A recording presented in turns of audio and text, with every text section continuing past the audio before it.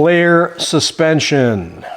If a player breaks team rules, he may be suspended by a coach for entirety of one game. We do not allow suspension by quarter, half, or anything less than that of a full game. Take note of that. So, any of you who show up for a game, you coaches, and say, go to the other coach, this is my sub card, and the other coach notes, oh, well, why is this player only playing a half? Well, he was suspended for a half. No, that's not applicable.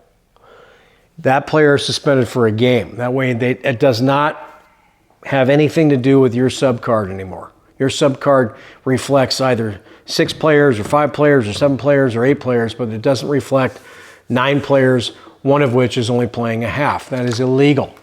All players must play 3/4 per league rules, so we must stick with that.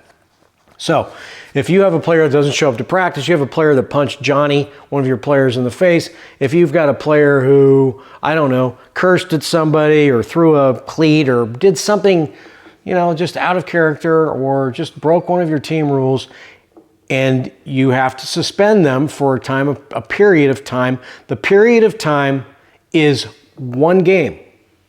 One game. And that should be embedded in your coach's handbook of rules, which goes out to every player and parent.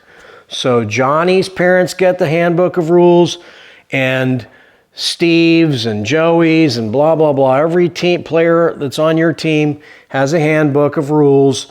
I wouldn't eclipse 10 rules because the kids have to study them and know them as well. And then perhaps you quiz them all on what are my rules.